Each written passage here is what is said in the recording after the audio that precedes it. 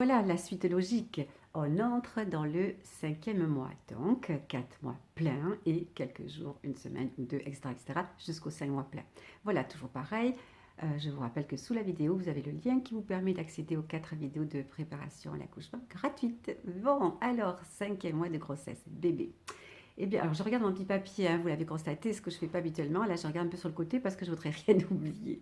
Donc, alors sur bébé, va apparaître une espèce de petit duvet qu'on appelle le lanugo. Ce sont des petits poils qui le protègent tout simplement, hein, voilà, c'était des vestiges de notre ancien temps.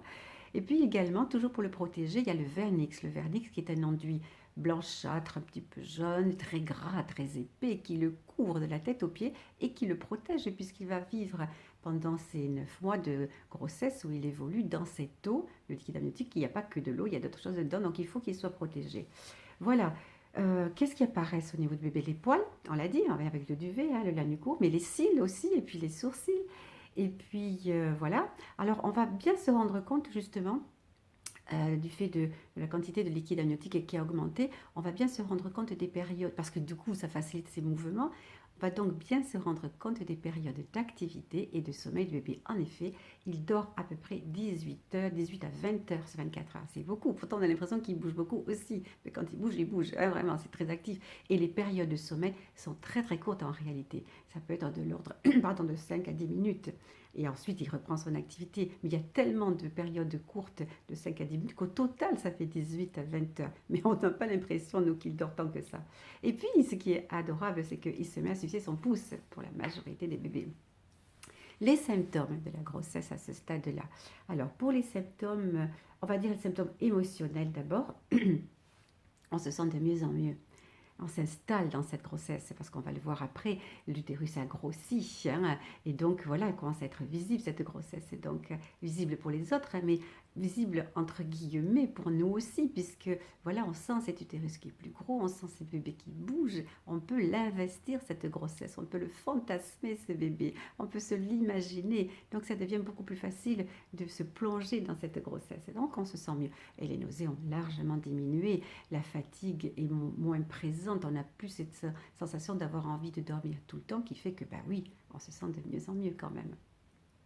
Voilà pour le côté psychologique. Pour les symptômes physiques, ben voilà, on a dit, hein, on ressent bien les mouvements de bébé, ça c'est très sympa, très positif. Le nombril commence à ressortir, hein, parce que l'utérus atteint là, le niveau de l'ombilic. On a des démangeaisons sur le ventre, c'est moins sympa ça. Bon, on hydrate, hein, il ne faut pas oublier. Donc l'utérus, on l'a dit, il a grossi, il arrive au niveau de l'ombilic, donc on a cette petite boule en dessous, là c'est très agréable. On met quoi? Ça va être les mains sur son ventre. Voilà, c'est vraiment sympa, vraiment on l'investit cette grossesse, il n'y a pas de doute. Le liquide amniotique a augmenté au niveau quantité, c'est ce qui facilite d'ailleurs l'activité de bébé. Et c'est ce qui, je le disais précédemment, nous permet à nous, mamans, de bien faire la distinction entre les périodes d'activité et les périodes de sommeil des bébés. Ça aussi, c'est très rassurant pour nous. Qu'est-ce qui se passe? Eh bien, on va avoir le duvet corporel, le nôtre, qui continue à augmenter, on l'a dit précédemment aussi, et notre rythme cardiaque qui augmente, on le sent bien effectivement. Et puis, alors c'est un petit peu moins sympa, ce qui apparaît très souvent au niveau des jambes, ce sont les œdèmes, et au niveau des pieds. On voit bien que lorsqu'on a des petits bas ou des chaussettes, eh ben, ça nous marque là. Voilà, ça c'est les inconvénients. On va dire comment y remédier, bien sûr. Et parfois, l'inconvénient du fait de l'utérus qui a commencé à grossir, etc., est tel qu'on va devoir modifier sa position de sommeil. Évidemment, on ne peut plus envisager de dormir à plat ventre, hein. L'idéal étant de dormir sur le côté, à plat dos encore un petit peu, mais surtout sur le côté. Et donc, c'est intéressant, on verra, d'utiliser le coussin. Ensuite, eh ben voilà, ce qui apparaît aussi à ce stade-là, ce sont les douleurs des cervicales et les maux de dos. Eh oui, évidemment, hein, ce sont des choses qui apparaissent assez souvent. Je vérifie que je vous ai dit à peu près tout pour les inconvénients physiques. Oui, c'est ça. Voilà. Maintenant, le rendez-vous, hein, le rendez-vous médical. Alors, il est très important puisque c'est à ce stade-là de grossesse, autour de la 20e semaine d'aménorrhée, que l'on va faire la fameuse échographie morphologique que tous les parents attendent avec impatience. Ça participe à cette excitation, un petit peu ce bonheur de ce mois-là de la grossesse, donc du 5e mois, parce qu'on sait qu'on va voir notre bébé complet en 3D. C'est génial, hein. Enfin, moi, je vous avoue que j'aime pas trop les photos en 3D parce que c'est un peu bizarre. Moi, j'ai préféré les anciennes photos, mais maintenant, c'est comme ça que ça se passe. Et les parents qui n'ont connu que celle-là, ben, ils en raffolent, hein. Donc, c'est super. On va aussi pouvoir, si on le souhaite, découvrir le sexe de notre bébé. Donc, voilà. Elle est très très importante cette échographie parce qu'elle va permettre d'éliminer les possibles anomalies, hein. Voilà, ça va trop l'obstétricien, non c'est pas l'obstétricien, le radiologue, hein, échographiste va absolument regarder en détail tout, tout, tout. Et s'il n'avait pas pu voir un membre comme ça, il va vous demander de revenir pour refaire la fois prochaine. Voilà, c'est une échographie extrêmement importante. Les conseils. Pour cette, bon, évidemment, dans le rendez-vous, il y avait les examens de grossesse classiques, le poids, la tension, l'examen des seins, etc.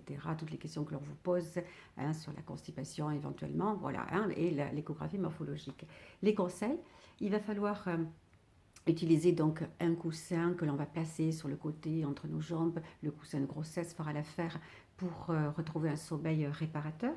Il faut surtout penser à porter des vêtements larges qui ne serrent pas au niveau du ventre, hein. Ça, c'est vraiment important pour ne pas créer des petites tensions au niveau de ce ventre. Il faut éviter de boire des boissons gazeuses et des boissons sucrées et des aliments trop sucrés aussi.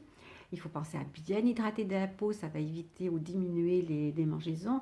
Il faut demander à son kiné ou à sa sage-femme de vous montrer tous les exercices et les positions antalgiques qui vous permettent de soulager ces maux de dos et des cervicales.